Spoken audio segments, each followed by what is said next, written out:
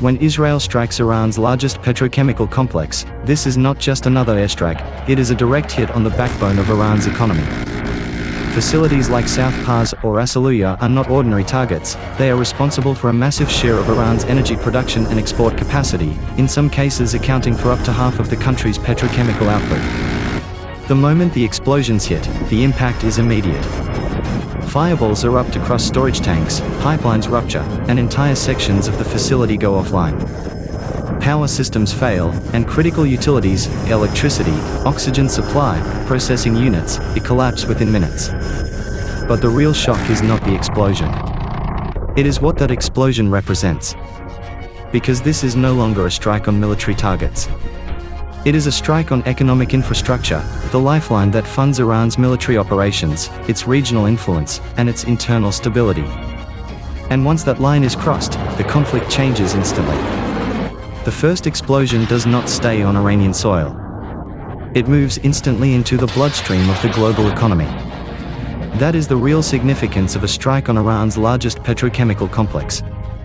Facilities in the South Pars Asaluyeh zone are not just industrial sites, they are central nodes in Iran's gas and petrochemical system, and recent reporting says strikes there hit utilities and complexes tied to roughly half of Iran's petrochemical production, after earlier attacks had already damaged a large share of export capacity. The immediate consequence is not simply fire or structural damage.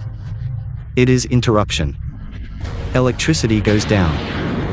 Utility suppliers that support multiple downstream plants fail. Processing units stop. Feedstock flows are disrupted. Export schedules collapse. A petrochemical hub does not function like a single warehouse that can reopen after a quick repair. It is an interconnected chain, and once critical utility nodes are hit, the entire industrial ecosystem becomes unstable. Reporting on the April 6 strike specifically noted damage to Modin and Damavand utility companies, which support power and oxygen for the wider Asaluyeh complex. Then the market reacts. Traders do not wait for full damage assessments. They price risk first and detail later. The Strait of Hormuz remains one of the most important energy choke points in the world, and a large share of globally traded oil still moves through it. When major Iranian energy infrastructure is hit while Hormuz is already under stress, the market does not see a local military event. It sees a widening supply crisis. That is why recent coverage has tied the Hormuz crisis to sharp oil price volatility and wider fears around shipping disruption, inflation, and shortages in related industrial inputs. And that is where the strike stops being just a military action. It becomes an economic message. If Israel can hit a core petrochemical artery, then Iran's export system is no longer assumed to be durable. And once durability is questioned, everything downstream changes, shipping insurance rises, buyers hesitate, and every state in the region begins preparing for a longer conflict than the strike itself might suggest. Iran cannot absorb a strike like this without responding, because the target is too important and the symbolism is too severe.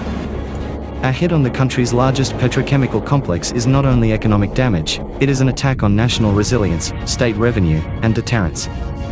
If Tehran does not answer, it risks signaling that critical infrastructure can be hit repeatedly without strategic cost. That is exactly the kind of precedent Iran has historically tried to avoid. The response, however, does not need to mirror the original strike. Iran's military and proxy network are built around asymmetric options. Recent reporting already points to Iranian and Iran-backed attacks on regional energy infrastructure in Kuwait, the UAE, Bahrain, and beyond, as well as retaliatory missile fire into Israel. That tells you something important about the likely logic of escalation. Tehran does not need to match Israel aircraft for aircraft. It can instead widen the battlefield and multiply the number of vulnerable targets. That means the likely retaliation spectrum is broad. It could involve missile or drone attacks on Israeli cities or military infrastructure. It could involve proxy attacks on Gulf oil and petrochemical assets. It could involve pressure on maritime traffic in or around Hormuz. It could even focus on desalination, electricity, or logistics nodes in neighboring states, because those are the pressure points that create fear quickly and force international attention. Recent threats by Iran-backed groups against Gulf energy infrastructure show that this is not theoretical rhetoric, these targets are already inside the escalation logic of the conflict. But the real danger in Iran's response is not any single strike. It is sequence. Tehran's best chance is not to trade blow for blow. It is to create overlapping crises, missile pressure on Israel, infrastructure pressure on Gulf states, and shipping pressure in Hormuz. If that happens, the conflict ceases to be a bilateral exchange. It becomes a regional instability machine. And that is precisely why one strike on a petrochemical plant matters so much more than the blast radius would suggest. Once energy infrastructure is directly targeted, the line between military conflict and regional systems warfare becomes dangerously thin. That is because oil, gas, petrochemicals, shipping, desalination, and power are all tied together in the Gulf. A strike on one major node sends every neighboring government the same message: no asset in the regional energy chain is fully safe anymore. This is where escalation becomes structural. Israel may intend the strike as coercive pressure on Iran. Iran may answer with targeted retaliation. But regional actors do not experience these moves as isolated actions. They experience them as rising exposure. Saudi Arabia, the UAE, Kuwait, Bahrain, Qatar, and Oman all depend, in different ways, on uninterrupted energy and maritime stability.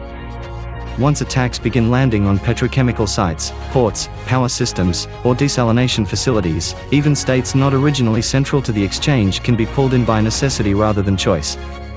Recent reporting already shows this pattern. Retaliatory attacks and threats have spread across multiple Gulf countries, while diplomatic efforts now revolve around reopening Hormuz and preventing wider spillover. A second reason this can widen rapidly is that Hormuz itself acts like an escalation amplifier. Before the current crisis, the strait handled a huge share of global oil trade. When shipping slows or becomes politically controlled, even partial restrictions can have outsized economic effects. Recent reporting suggests traffic has resumed only in reduced, tightly constrained form, which means the system is already fragile. In that environment, another major infrastructure strike does not just add pressure. It compounds uncertainty at the exact point where the market is least able to absorb it. And then there is the diplomatic effect. Once the conflict touches core civilian-adjacent infrastructure, external pressure rises fast: ceasefire proposals, warnings from humanitarian organizations, energy emergency planning, and accusations of illegality or disproportionate harm. That creates an unstable mix where military action, legal pressure, and energy panic all move at different speeds. The battlefield expands, but so does the political cost of every next move. A major petrochemical strike does not end when the flames stop rising. In some ways, that is when the longer crisis begins. Petrochemical facilities are dense industrial ecosystems filled with combustible materials, toxic byproducts, utility dependencies, and environmental risk. Once storage, power, cooling, or processing systems fail, the damage can spread beyond the immediate blast site through fire, smoke, chemical release, and contaminated runoff. That matters especially in the Gulf because this is one of the most water-stressed regions in the world. Coastal industrial disasters do not remain confined to fenced perimeters. Pollution can affect nearby marine environments, ports, and, in worst-case scenarios, desalination systems that millions of people rely on for drinking water.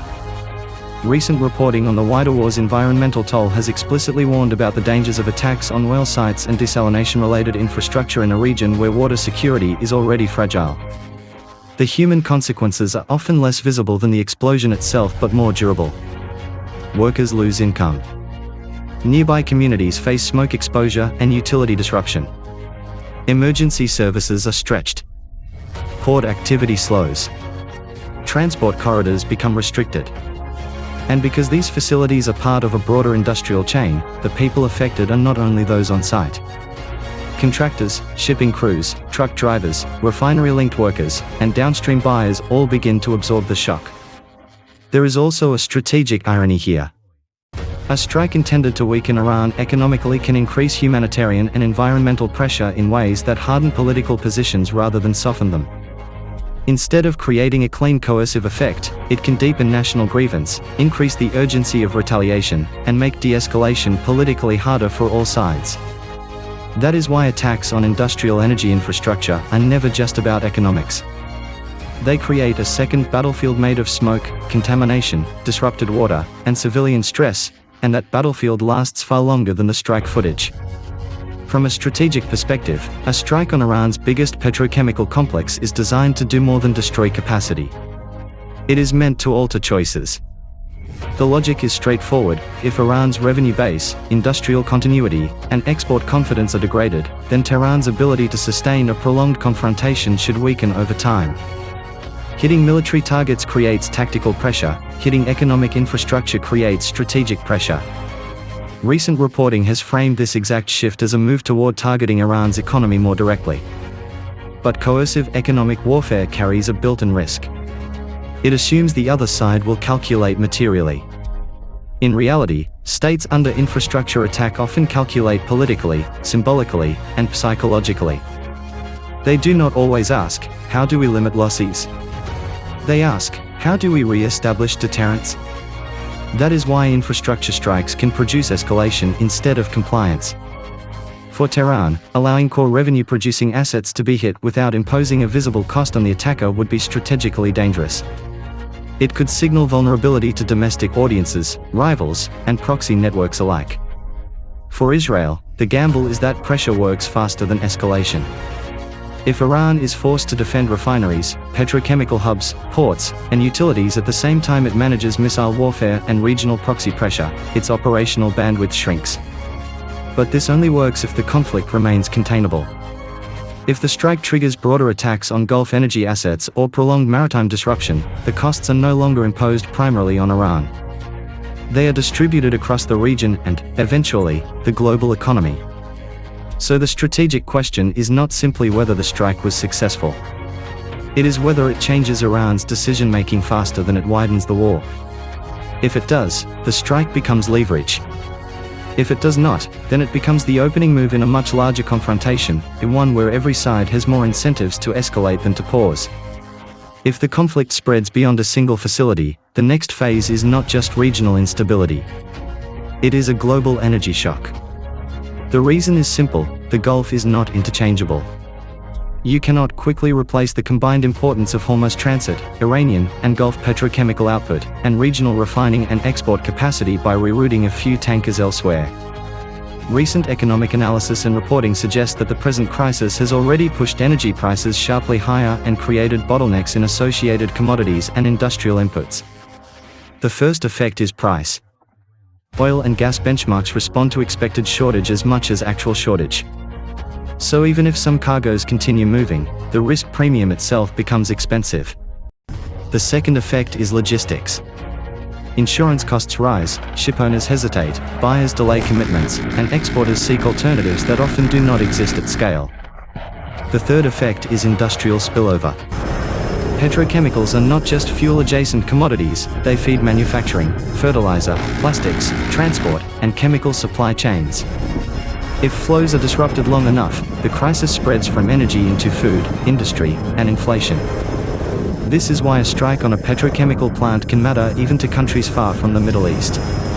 Europe faces higher energy and industrial costs. Asian importers face supply risk. Developing economies face inflation they are least able to absorb.